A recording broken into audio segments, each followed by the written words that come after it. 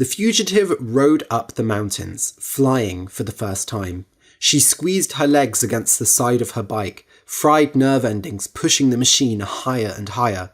Rocks and bits of dirt jumped back at her, spirits angry against the attack of technology. When she reached the peak, she was sweating and aching, and yet she wanted to lift 20 kilograms. She found a flat surface and pressed the button that turned her bike back into a power chair. It was still so new, the sensation of sitting right in the centre of a factory machine and feeling all its cogs spinning around you. She wasn't sure if she liked it. Then there was that unfortunate pain as the device pressed on her thighs. She hadn't had enough time to fix that problem. The whole thing lasted a few minutes, far longer than any state-built device would. Worth it, though. She rolled cautiously forward, testing the stability of the ground. The power chair could handle some dips and rises, but an unseen rock could send her falling. Fortunately, there were a few meters of flat ground hidden from the winds and the view of the people following her by a large piece of rock. She hated how weak she felt moving over there, so slow. Of course, they could build the devices better, or give her an actual prosthetic, but that would be a precious waste of resources.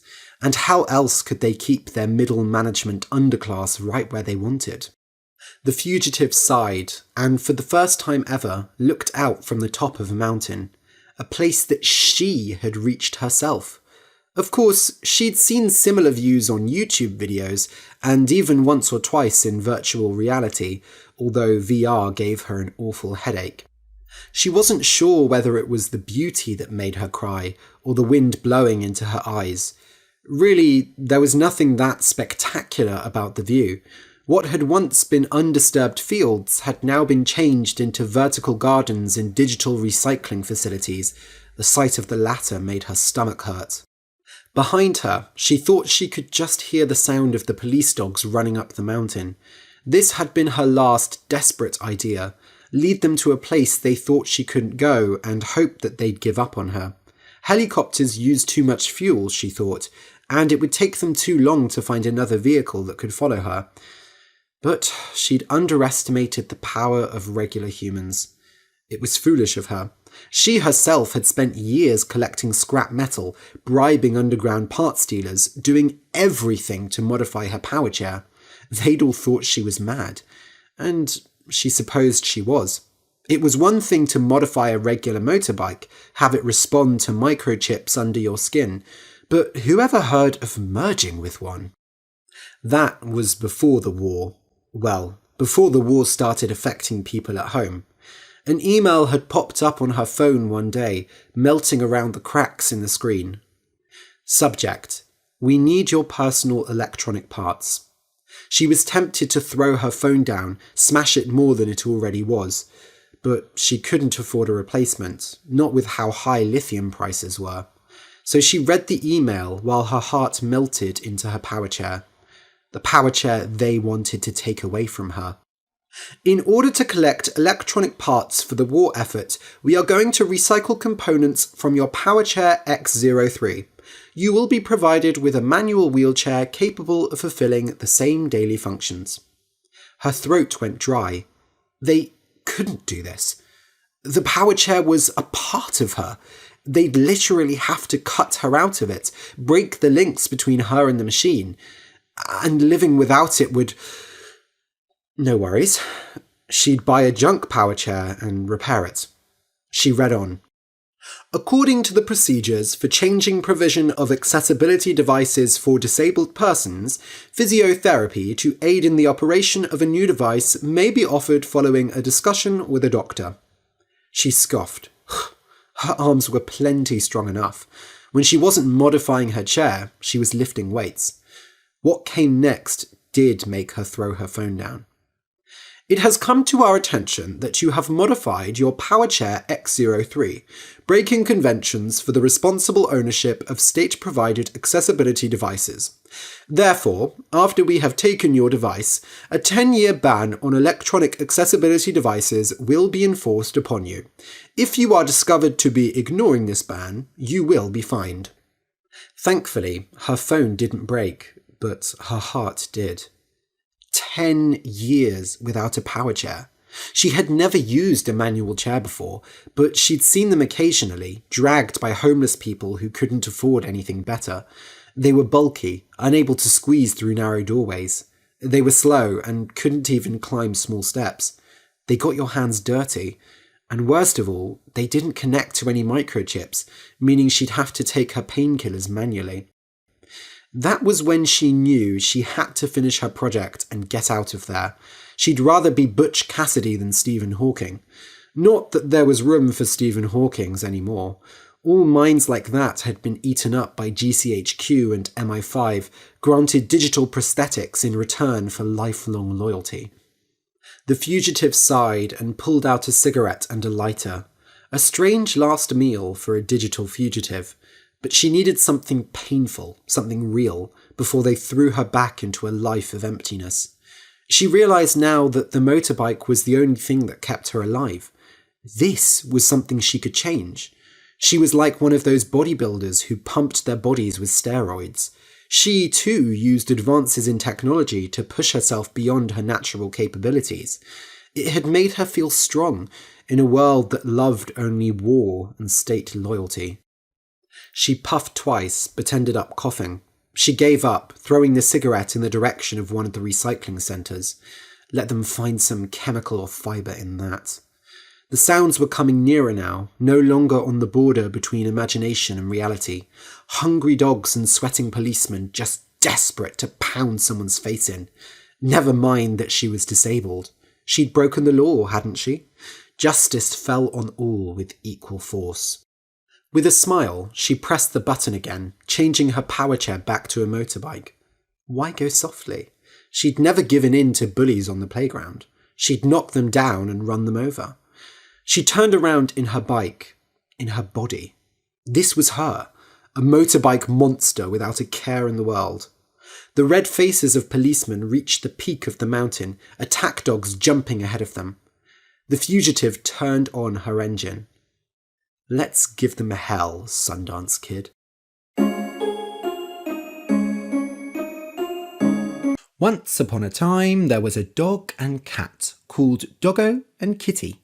Doggo was a very handsome dog, with long thick fur that brushed along the floor, whereas Kitty was a charming and gorgeous cat, with soft thin fur that felt like silk.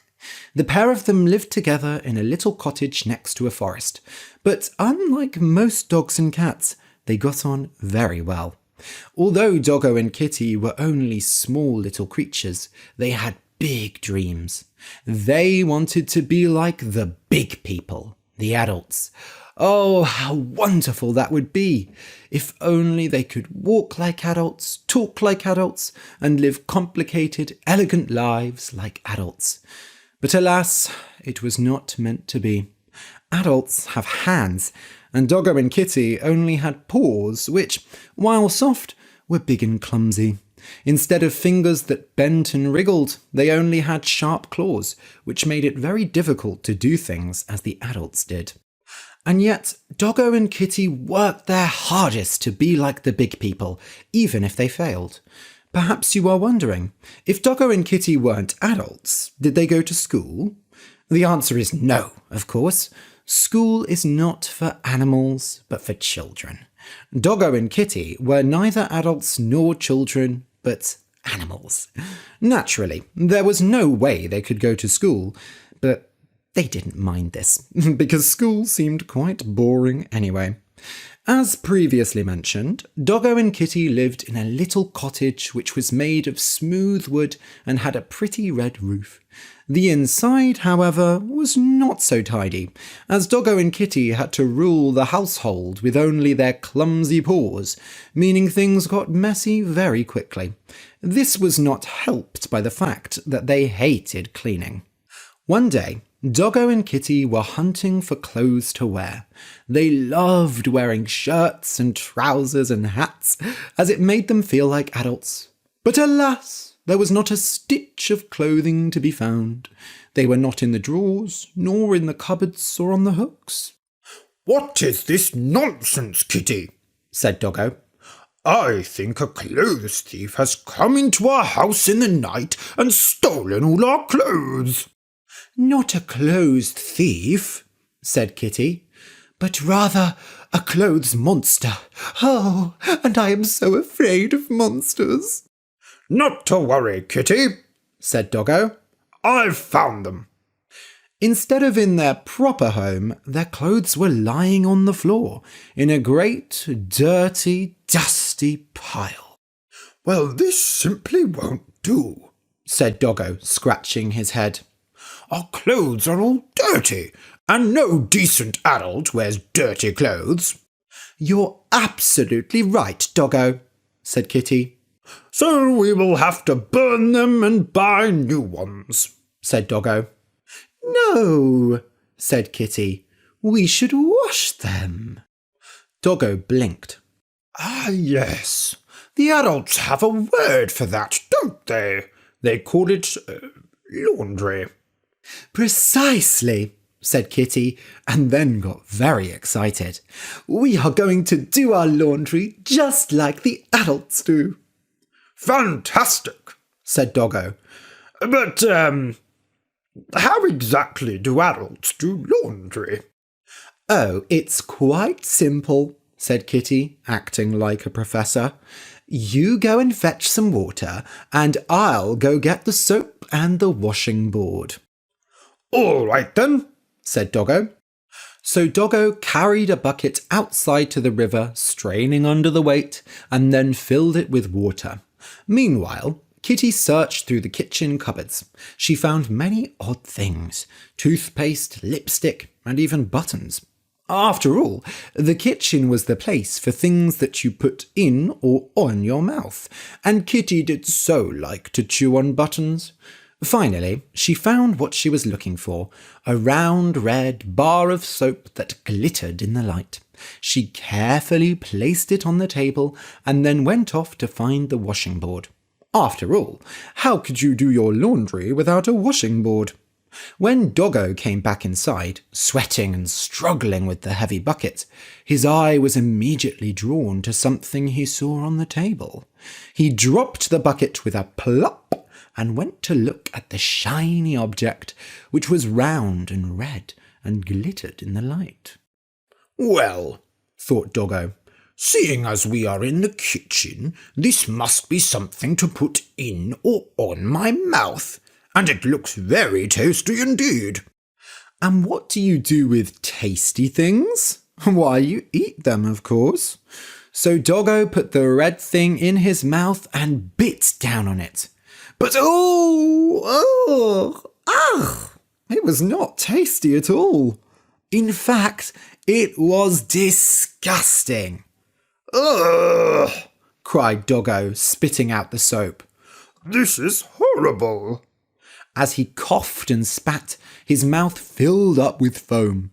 The more he coughed, the more foam there was, until there was foam leaking out of his mouth and nose.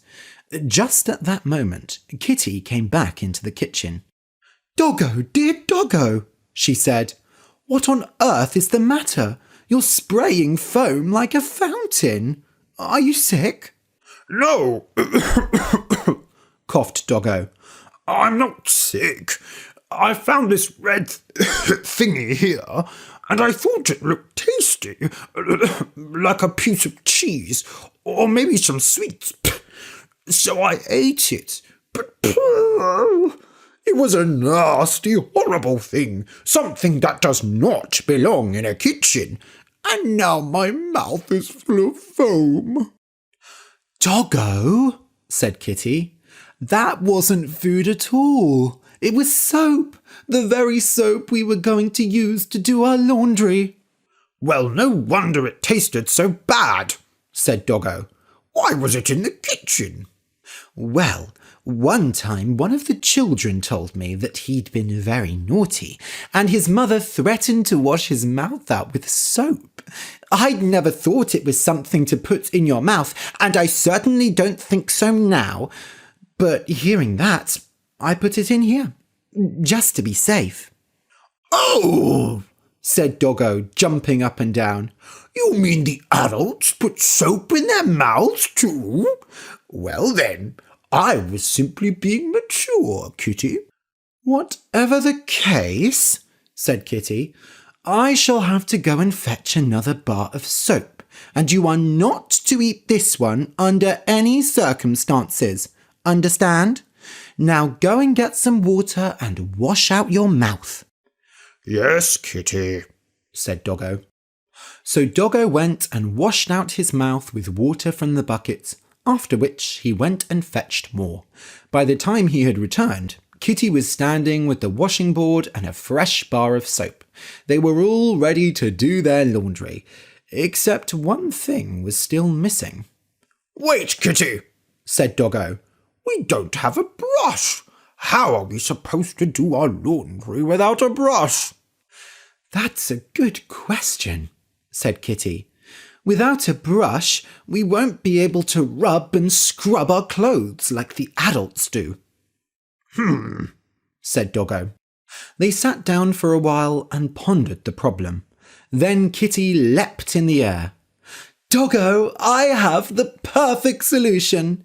Brushes have long, thick hair, and you have long, thick fur. We'll use you as a brush. What a fantastic idea, said Doggo. So Kitty sat down with the washing board, the bucket of water, and Doggo. She threw some dirty clothes onto the washing board, wet the soap in the bucket, and rubbed the clothes all over. Then she picked up Doggo and rubbed and scrubbed him on the clothes until they disappeared under a mountain of foam. Finally, she dipped them in the water and washed the foam away. Afterwards, they had a pile of clean wet clothes and a very dirty wet Doggo. Kitty, said Doggo, I have discovered a flaw in our plan. We don't have a towel to dry the clothes with, and on top of that, I'm far too wet to be of any use. Said Kitty. They sat down for a while and pondered the problem. Then Doggo leapt in the air. Kitty, I have the perfect solution. Towels have soft, thin hair, and you have soft, thin fur. We'll use you as a towel. What a fantastic idea, said Kitty. So Doggo sat down with the pile of clothes and Kitty. He threw the clothes on the washing board and towelled them off using Kitty. Afterwards, they had a pile of clean, dry clothes, but Doggo and Kitty were dripping wet and absolutely filthy. Doggo, said Kitty, if an adult saw us now, they would turn up their noses in disgust. We have finished our laundry, but now we must wash ourselves. All right then, Kitty, said Doggo. I'll wash you, and then you wash me. So Kitty climbed onto the washing board, and Doggo lathered her up with soap. She shouted, "Ow!" and "Oof!" because Doggo rubbed her hard, and his claws were razor sharp. When Doggo was finished, it was his turn, and he climbed onto the washing board. Once again, she lathered him up, and he shouted, "Ow!" and "Oof!" because she rubbed him just as hard as he had rubbed her, and her claws were just as sharp. Finally, they stood up and squeezed each other, letting out all the water onto the floor. Simple, said Kitty. Now we just need to hang ourselves up to dry, just like the adults do with laundry. Aha, said Doggo. So that's what the washing line is for. I thought it was for swinging on. They went into the garden where the washing line hung between the house and a big oak tree.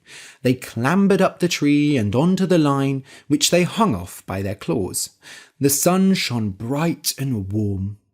The sun is shining on us, Doggo, said Kitty. We'll be dry in no time.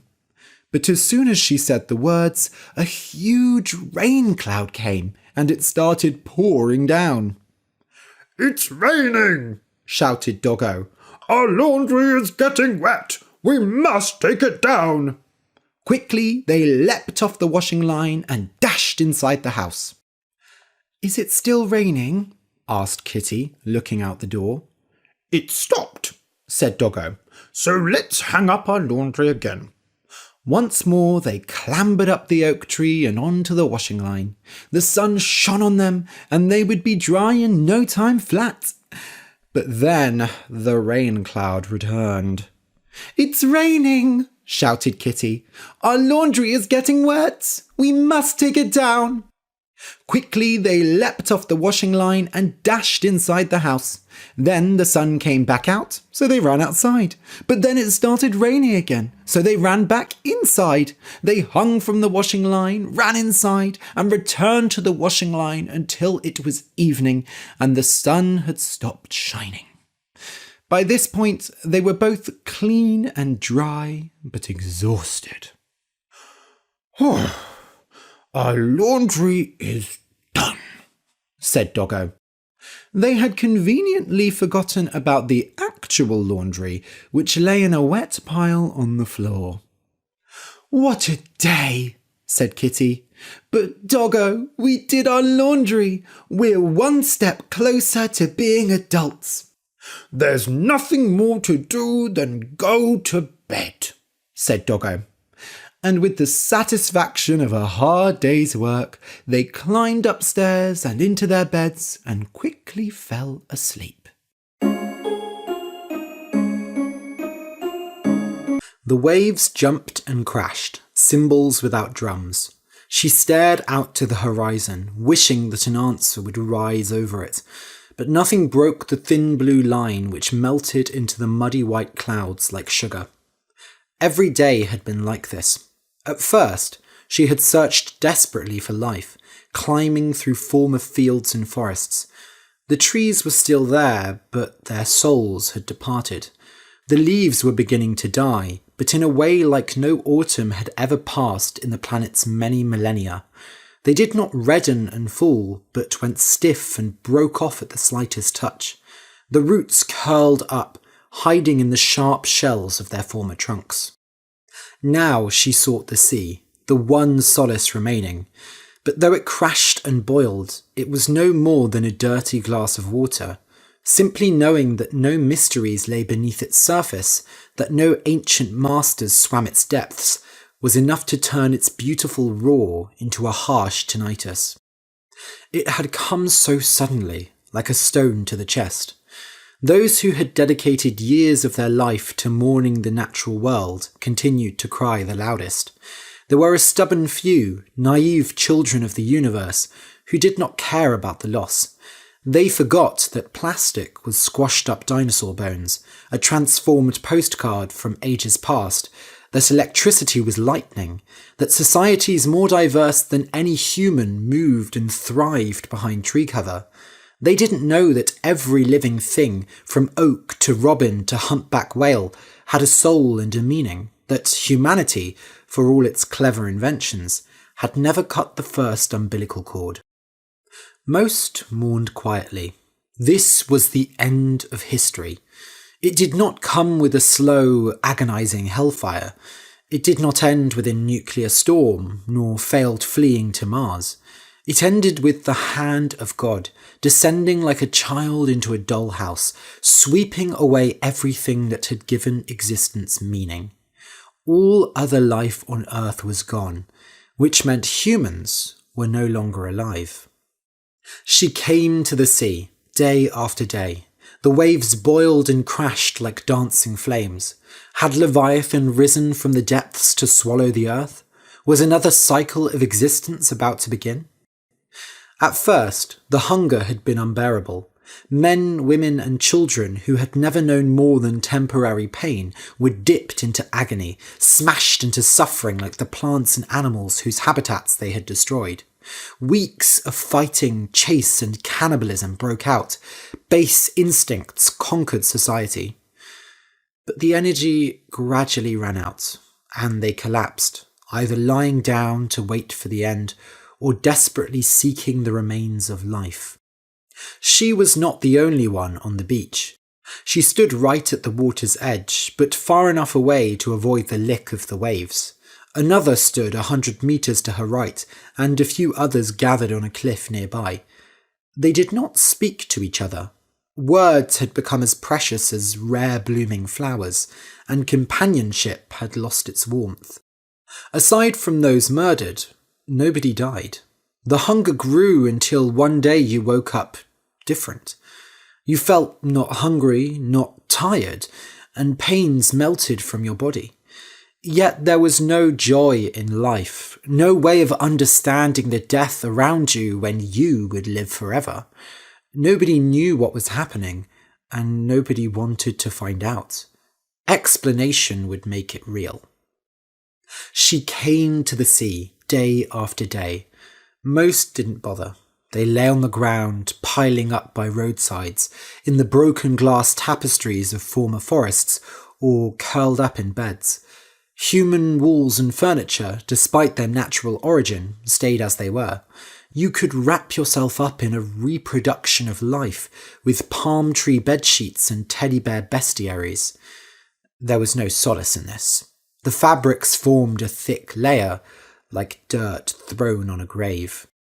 She came to the sea, alone that day. The other visitors had gradually gone. How much time had passed? Moonlight dulled like an old coin, and sunlight shone on emptiness. Clocks and watches were absurd, like cars built out of potatoes. Time lived in everything, yet humans insisted on capturing it in glass bottles. She walked. The sea did not hug her as it had in her childhood. It brushed against her like an unfriendly dog. But soon she felt nothing. Not even when the water reached her neck, covered her chin, her mouth, and finally her eyes. She came into the sea, the final day. The weight of millennia pressed her to the ocean floor. She passed no fish, no coral, no sharks. Seaweed floated like knives.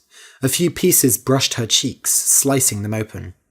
She came to the bottom of the sea, but she was no anglerfish. She had reached a place that humanity had dreamed of seeing, and saw nothing.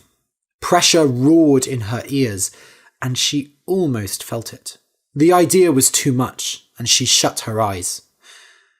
And God said, "Let there be darkness," and there was darkness. Once upon a time, in old Japan, there was a Buddhist monk named Zenchi. Zenchi was well known at the temple where he lived because of his nose. It was about 5 or 6 inches long, and it hung down his face, from his upper lip to the bottom of his chin.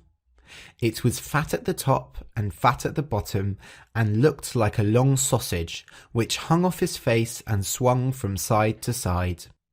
Zenchi was over 50 years old, and throughout his time at the temple, he had suffered constantly because of his nose.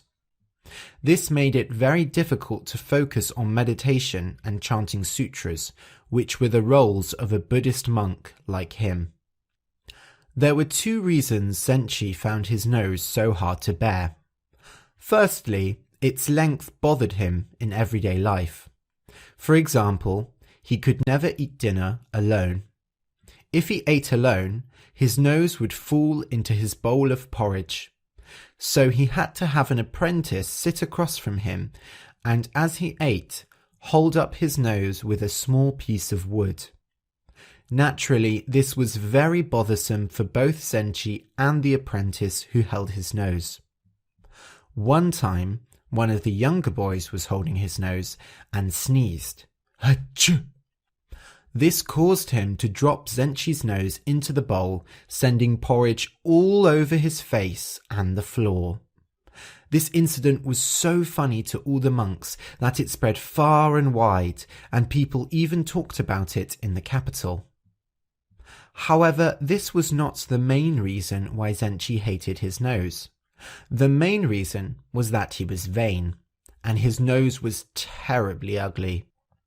People in the temple said that he was so ugly that no woman would ever want to be his wife. Some even thought that he became a monk because he knew he would never find a wife. This was not true, but it hurt Zenchi to hear it anyway. He had a delicate personality and a huge vanity. Zenchi tried and tried to find a solution to his problem. When he was alone, he sat in front of a mirror and looked at himself from many angles. He tried desperately to find an angle which made his nose look smaller, but this just made him more anxious. So he tried pushing and pulling at his nose, but if anything, it made his nose look bigger. Every now and then he would repeat this activity until eventually he got sick of it and hid the mirror inside a box so that he could go back to chanting sutras. Another thing he tried was to look for someone else with the same problem. Next to the temple there was a bathhouse, and every day many monks went there to bathe. Zenchi would sit outside the bathhouse, watching people come and go, looking especially at their noses. There were big noses, there were small noses. There were short noses, there were long noses. There were flat noses, there were hooked noses, but there were no noses as big, as long, or as fat as Zenchi's. Zenchi even searched in Buddhist texts and history books for someone with a similar nose, but there were none there either. The longer Zenchi looked for a nose like his, the sadder he became. He was sometimes so anxious that in the middle of a conversation with another monk, he would stop to touch his nose, as he thought the other person was judging him for it. One day in autumn, Zenchi heard from an apprentice about a monk in China who had managed to make his nose smaller. His operation had been so successful that he was now a monk at the biggest temple in the country. Naturally, Zenchi pretended to be disinterested, but secretly he decided he would try out this method. After dinner, he casually asked the apprentice what the precise steps of the method were. The apprentice told him and said Zenchi should try it, and that he would be happy to help him with the operation. Zenchi was overjoyed and said yes. The operation was simple. Boil the nose in water and have somebody else crush it with their feet. So Zenchi went to the bathhouse and collected a bucket of boiling water. He was worried that if he dipped his nose in, the steam would burn his face. So he cut a hole in a plate and put it on top of the bucket so that only his nose would be dipped inside the water. "Ready, Zenchi?" said the apprentice. "Ready," said Zenchi. He took a deep breath and put his nose inside the bucket. It was very hot, but it did not hurt. Instead, his nose felt itchy, like many small insects had bitten it. Zenchi moved away from the bucket and lay down on the floor, his nose still steaming. The apprentice stamped on the nose with all his strength. Once again, it did not hurt. In fact, because his nose was itchy, it was a pleasant sensation. The apprentice looked very sorry for what he was doing, however. He kept stamping and stamping, crushing the nose beneath his feet. Zenchi's nose started to crack open, and small lumps fell out that looked like pieces of grain. The apprentice said that they were supposed to collect these, so he took a bag and collected up the pieces of Zenchi's nose. Zenchi felt anxious, because a part of his body was being treated like a common object, but he said nothing. For the final step, the apprentice took a wooden spoon and scooped the fat out of Zenchi's nose. This part was the strangest, and he felt a bit sick as he watched the fat be taken out of his nose. 4 big spoonfuls came out and were placed into a small bowl. After being boiled, crushed, and emptied, Zenchi's nose was indeed smaller. The apprentice brought him a mirror, and he spent a long time examining his new nose. It was still hooked, but only 2 inches long. It had bright red scars from where it had been crushed by the apprentice, but already they were fading. Zenchi was confident that nobody could laugh at it, because it was now a normal-sized nose. What he did worry was that the change would not be permanent. As he was chanting sutras, reading texts, and eating his meals that day, he would from time to time feel his nose. Each time he found that it was as before, well above his upper lip and not hanging down to his chin. When he went to bed, he worried that he would wake up and find it was all a dream. But when the sun rose the next day, he felt his nose and it was still small. He was overjoyed. He had never been so happy in his entire life. A few days later, though, his joy began to fade. It was strange. As he walked around the temple, people looked at him with judging eyes, and while before they had made an effort to avoid looking at his nose, now they stared openly at it. When he walked into the dining hall, the other monks, including the apprentice who dropped his nose in the porridge, looked down suddenly. They had clearly been talking about him, and were trying not to laugh. Everywhere he went, people laughed behind his back. At first, Zenchi tried to convince himself that this was an unrelated issue, but eventually he had to admit that it was related to his change in appearance. Of course, many people had laughed behind his back before, but the way they laughed now was much crueler. Apparently, his short nose was much funnier than his long nose had ever been. Zenchi fell into a deep depression. He regretted changing his nose and wished he could have his old long nose back. Of course, he could share his troubles with nobody because nobody understood his problem. He started to wonder if he should trick someone else into changing their nose just so he could have a companion in misery. Zenchi's vanity was now obvious to all the other monks in the temple. He became bitter and made mean comments to those around him. The apprentice who had helped him shorten his nose told him that he would be punished for his sin of treating people badly instead of spreading the word of Buddha. This made Zenchi feel even worse, and as a result he became even crueler. One day, Zenchi heard shouting and went outside to see what was happening. One of the apprentices was chasing a dog with a piece of wood, shouting, "I'll hit you with my nose! I'll hit you with my nose!" Zenchi grabbed the piece of wood from him and hit him in the face. Then he realized it was the wood that was used to hold up his nose when he ate porridge before his operation. He dropped it feeling sick and ran away. That night, Zenchi felt so awful about his nose that he could hardly sleep. It was a cold night and his nose itched. When he touched it, it was wet and swollen. He thought he had a fever and tried to go to sleep. The next morning, it was a beautiful, bright day. Zenchi got up and went to sniff the flowers. That was when he noticed something different. He felt something familiar. He lifted his hand up to his nose. It was about 5 or 6 inches long, and it hung down his face, from his upper lip to the bottom of his chin. His old nose was back! Zenchi felt a great relief. He felt just as happy as he had when his nose was shortened before. As the wind blew his nose from side to side, he felt sure that nobody would laugh at him anymore. One night in a vampire's house. A small candle shone in every window, snake eyes in the dark night. Petla wrapped her arms tightly around herself. It was cold in the old house. It's not truly haunted, is it? Depends on your definition of haunted. By the way, I have an itch behind my right ear. Petla sighed and walked over, the rug creaking beneath her shoes.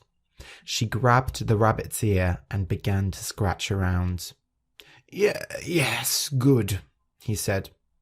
You know, I think a vampire once lived here. Rowie, you always do this. Either a vampire lived here, or that's a wine stain. He gestured with his ear at the far corner of the rug. It was stained a deep red. Petla pulled her hand away. I didn't say for you to stop. You didn't have to point that out, she said. She fell onto the couch behind the coffee table, which creaked loudly and made her jump. It was probably just put there to frighten people, she said. Rawi didn't respond. Pehla got up and went to one of the bookcases. Can't be a vampire, she said. Half the books here are about how to kill them. Perhaps it was a vampire with a very poor sense of survival. Pehla snorted and opened her mouth to tell Rawi just how silly she thought his little joke was when one of the candles by the window went out. Rawi, did you do that? Evidently not, the rabbit said, looking offended. Do you think if I do my business in the fireplace, an imp will jump out and bite me on the nose? Rawi, don't. But the rabbit was already hopping over, and once he had finished his business, the second candle went out. This isn't funny, Pehla muttered. She picked up a small glass orb from the table and held it tight. It was strangely warm. They did mention a coven in the village. A coven is usually witches, right? That was why she'd initially been eager to go into the house. She was a novice spellcaster herself. I guess it could have been a coven of vampires, but do you think this place is really poorly looked after? It appears to be. Suppose we go to the kitchen and try to find some food. He began hopping towards the door, but then there was a strong gust of wind and it slammed loudly, putting out 2 lights with it. Pehla screamed. Oh well, I suppose a vampire's kitchen would be empty. Rawi, this isn't funny. This is far beyond anything those idiotic villagers could have prepared for us. I'm starting to think that they were really intending for us to get hurt. Starting to think? And I'm the one with the apple-sized brain. A chill passed through the air, and the last few candles went out. Pehla felt a hand touch her shoulder. Something just touched me. I can't stand this. We're leaving. She ran to the door, stepping on Rawi on the way and releasing a storm of swear words that would have made the bleeder herself blush. The doorknob slipped like butter between her hands. It would not open. She fell to the floor. Rawi, your species can't possess buildings, can it? Possess is a rude word. We prefer people to say inhabit. And no, we do not inhabit buildings. Then something else is in here with us. Or at a distance using magic. Whatever the case, I suggest we obey and follow that light. Pehla turned around. On the far side of the room, where she was sure there had just been a wall before, a light shone from a corridor. I'm staying right here. Ow! What did you bite me for? She held her finger to her lip and tasted her own blood, then waved it away, feeling sick. You're not scared, are you? Rawi said nothing and ruffled his nose. She cautiously moved her hand towards him and found his comforting fur. It will be worse if we stay here, I promise. His voice had lost its usual mocking tone. Pehla knew he was right. He was always infuriatingly right. Truthfully, she couldn't run or hide. Without the approval of the villagers, they wouldn't show her where to find the sungweed, and her master needed it before the full moon. If Pehla ruined the potion of the great spellcaster Mnus, that thought alone was enough to make her get to her feet. She walked slowly through the thick darkness, and they reached the place where the wall opened onto the corridor. Her heart stopped beating and climbed up to her throat, as if it was going to jump out of her mouth. It's a flight of stairs, she said numbly. The stairs curled into the depths of the house like intestines. The light was coming from a torch hung on the wall, which crackled quietly. Rawi rubbed against her leg and hopped ahead before looking back at her. His eyes shone ruby red. She wanted to wait there all night, wait for the morning to come. It felt like time had stood still, and until she went down those stairs, she would be trapped forever in her own fears. She looked behind her to the windows. She could break one open with a book. They were too high up to jump out, but she could shout for help, and then be laughed at and sent empty-handed out of the village. Her face flushed red just thinking about it. No, she wasn't going to back down. She stepped forward. The wood did not creak as she expected. It was covered in a thick layer of spiders' webs that muffled all sounds. It felt like the webs were being spun inside her own ears. Everything, her heartbeat, the crackle of the torch, Rawi's squeaks, sounded muffled and distant.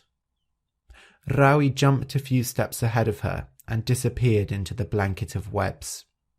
They turned the corner and the staircase descended into darkness below. Her feet moved 1, 2, 1, 2 down the steps. Snow crunched beneath her feet. It was snow, wasn't it? So why wasn't she cold? As if in response to her thought, a chill wind blew towards her.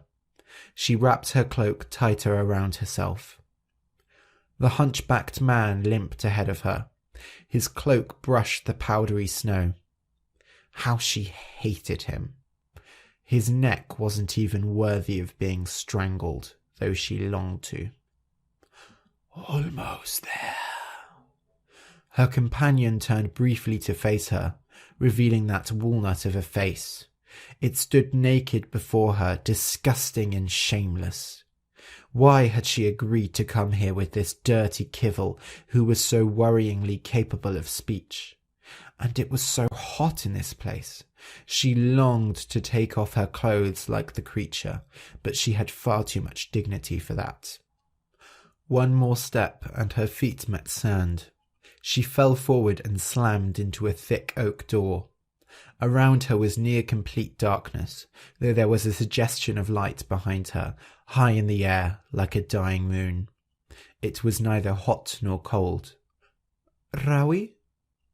She could hardly remember who she was. Memories of lives she'd never lived mixed in with her own, blurring her mind. Rawi did not respond. She was alone. She stood for a while, leaning against the door. Behind her there was nothing but sand, piled up, reaching higher than she could see. Then the sounds began. First, a low noise from above. She had to strain her ears to hear it. It was as if someone were lying on the ground, muttering to themselves in a deep voice. But the words were not human, nor from any creature that she knew. Then there was a slow, steady drumbeat. It came from the other side of the door, shook through her body, her bones vibrating in time with it. Her hands moved towards the door handle. When she touched it, a high-pitched scream sounded, cutting through her. She tried to let go of the door handle, but she couldn't. It stuck to her hand. The scream continued, and unable to stop herself, she started to turn the handle. The door opened onto darkness, broken by a white figure standing inches away from her. It was a skeleton, shining in the weak light. The scream came from inside it, and it started to move towards her. "No, no, get away!" The whispering from behind her grew louder, in time with the drumbeat. "Drink, drink, drink, drink!" She tried to move back, but her legs were stuck in the sand. The skeleton reached out and touched her cheek. It was as hot as melted steel. Petla woke up with a jump. She was soaked in sweat, and above her, faint light reflected off the ceiling. She sat up. She was lying on the rug in the drawing room of the house, the dark red stain by her head. The torchlit corridor was gone, and the wool was back in its usual place. Rawi hopped over to her side and rubbed up against her neck. "What happened?" she asked, her voice hoarse. "Even if I told you, I do not think you would understand." There was something comforting in that thought and terrifying at the same time. Through the wide windows of the house, morning was making herself known. She pulled away the screen of witchcraft to reveal the real world of dust and decay. The images of the staircase kept flashing in Pepla's mind, but after she fell against the door, she remembered nothing. I feel like all the bones in my body have been taken out, moved around and put back in, Petla mumbled as they walked out of the house. Well, I have to say I'm very disappointed, said Raui. He hopped onto the icy garden path and shivered. What do you mean? We're both still alive, aren't we? I thought it was going to be truly haunted. Raui, how can you say that? After... Believe me, things could have been far, far worse. You'll get over the shock soon enough. Petla wasn't sure that she would. She felt very different inside. She knew she should be happy because she had survived the night without harm. Manus would be proud of her, or at least not disappointed. But something still ate away inside of her. A strong hunger for something that she couldn't decide. The sun stared down at them through the mist like a one-eyed monster.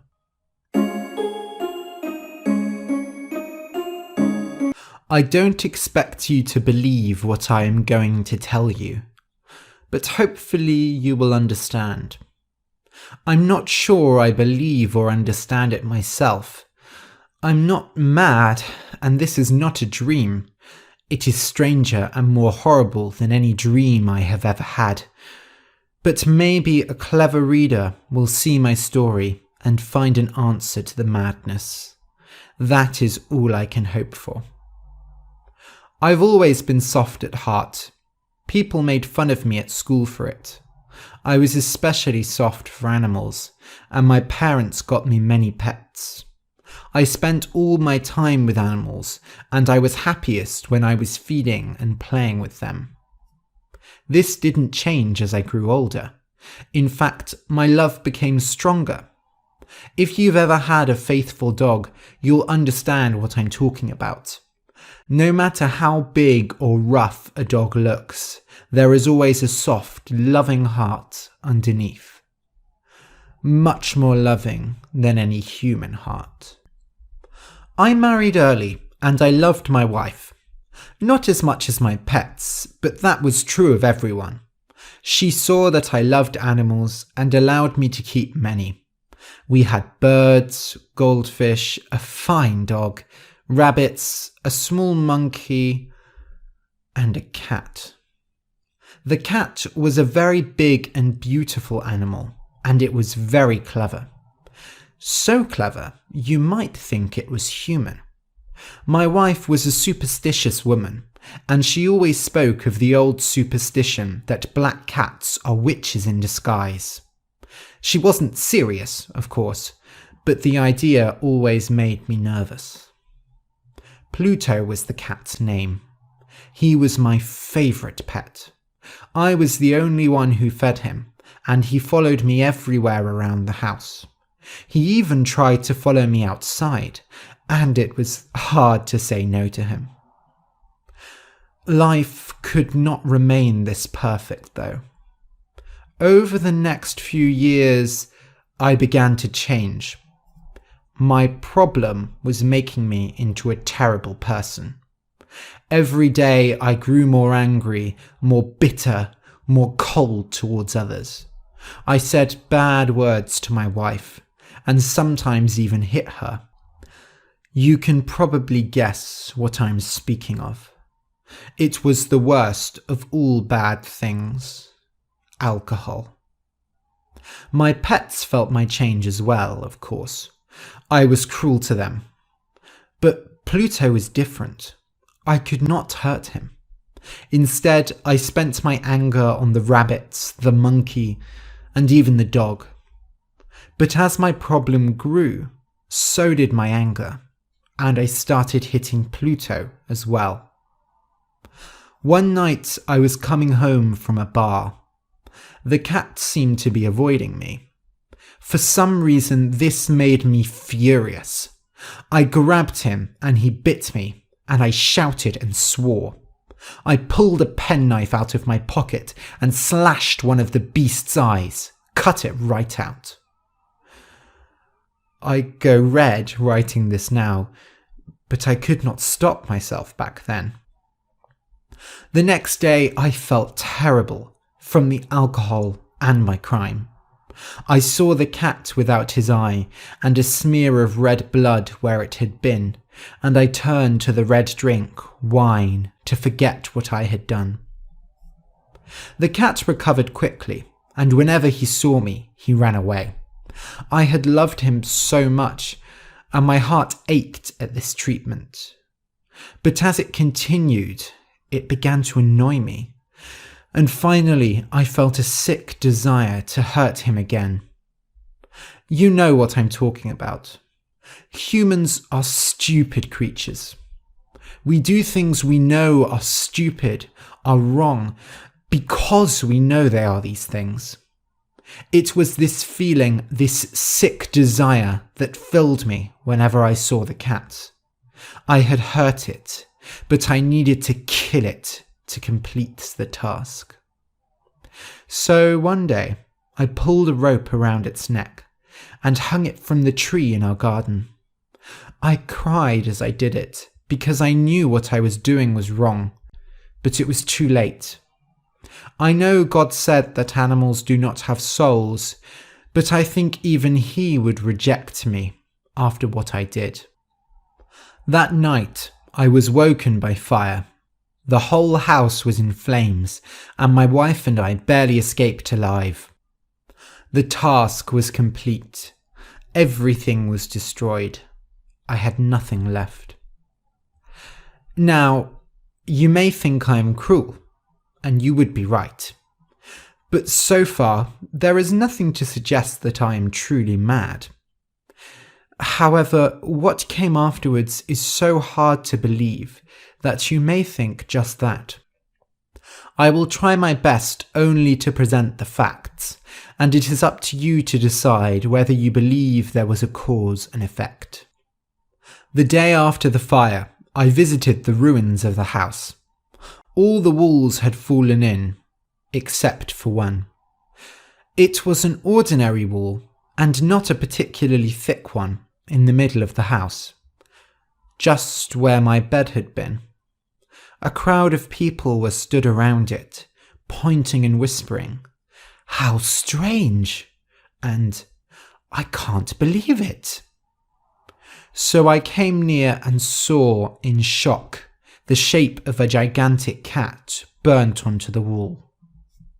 There was a rope around its neck. Fear filled me. I tried to come up with an explanation. Perhaps a neighbour had seen the cat hanging in the garden. When the fire started, he cut the cat down and threw him through the window to wake me up. Somehow, the other walls had fallen on the creature, and along with the fire and the chemicals in the air, it had burned its image onto the wall. Unbelievable, isn't it? But the other possibility was worse. That is, that the cat had been a witch, and it wanted revenge. I felt so frightened and so awful for what I'd done that I wished for the cat to come back. I looked for a similar cat wherever I went, hoping to replace it. One night, in one of those awful bars I went to, I saw such a cat. He was sitting in a dark corner, making him hard to see. But when I got closer, I could see that he was almost exactly the same as Pluto. The only difference was a large spot of white fur on his chest. As soon as I touched him, he stood up, purred, and rubbed against my hand. I asked the barman who the cat belonged to, and he said it had come off the street, so I took it home without delay. When we got home, the cat made itself comfortable very quickly and was just as friendly with my wife. However, over the following days and weeks, a hate for the cat grew inside me. I had expected the opposite, but the way it treated me made me despise it. I avoided the creature. I could not hurt it because I still felt guilty about my previous actions, but slowly I came to completely hate it and ran away whenever I saw it. But as I hated the cat more, it became ever more friendly. When I sat down, it would sit under the chair or jump onto my lap, rubbing itself against me.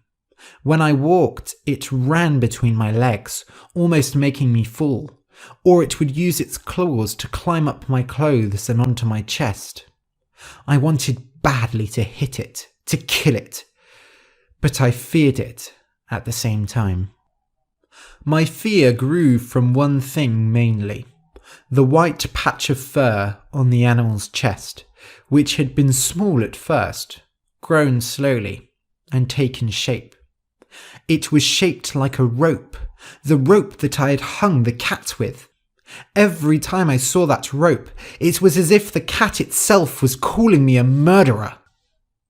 I couldn't rest day or night.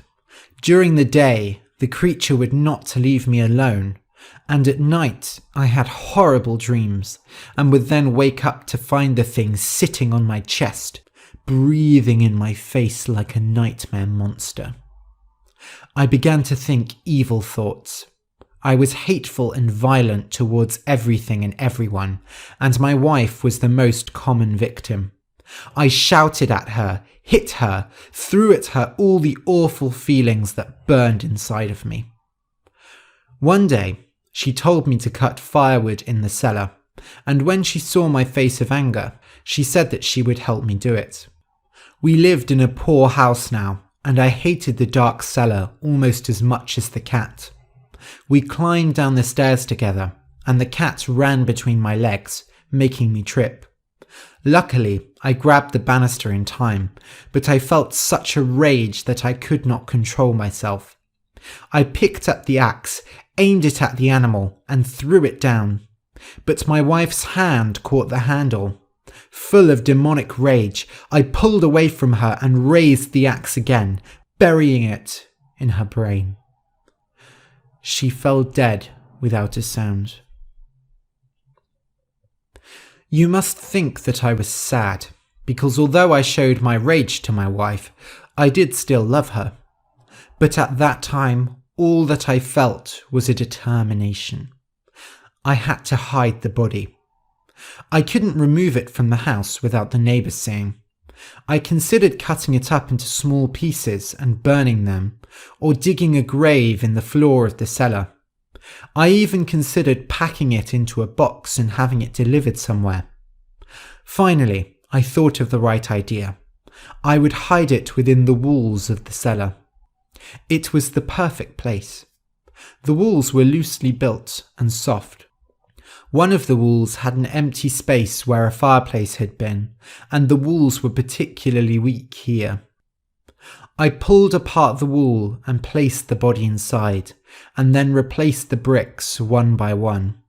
I worked through the night. When I was finished, I was satisfied with my work. Nobody would know that the wall had been changed. I cleared away all the equipment and said to myself, "Well, I succeeded in this, at least." Next, I had to find the monster that had caused this, because now I was determined to kill it. But it was nowhere to be found. The animal had seen my anger and run away. I felt both annoyance and relief. It did not show up the next day or night, and I slept well for the first time in months. Over the next few days, the cat still did not appear, and my happiness grew. Some people asked about my wife and searched the local area, but she was equally hard to find. I felt guilty at my action, but only a little. I was too happy about my future without the damned cat to worry about it. 4 days after the murder, the police came to the house unannounced to search the place. I was confident in the way I'd hidden my wife, so I showed no sign of worry as I showed them around. They examined every part of the house with extreme care. They went into the cellar several times, and I followed them around every wall. Eventually, they said they were satisfied in their search and got ready to leave. I felt a joy in my heart, an evil joy at my success, and I couldn't resist showing off. "Gentlemen," I said as they walked up the steps, "I am happy to help you any time. I wish you all the best. It is a pleasure to have you in my well-built house. It is well constructed, is it not?" I was talking without thinking, saying whatever came to my lips. "Brilliantly constructed. These walls... Are you heading off already? These walls are well put together." And then, a joyful madness taking over me, I tapped my knuckles against the part of the wall where she was buried. The devil works in cruel and mysterious ways. My knock was answered by a voice. It was the sobbing of a child, which grew into an unending scream, an inhuman sound. It came from hell itself, the cries of hundreds of demons. I fell against the opposite wall. The policemen stood there for a moment, frozen in terror, and then they launched themselves at the wall and tore it apart brick by brick with their hands. The corpse, which was already rotting in a most horrible way, stood before their eyes, and on its head, with a bloody red mouth and an eye of fire, sat the terrible monster that had led me to murder. I had walled the monster up with her.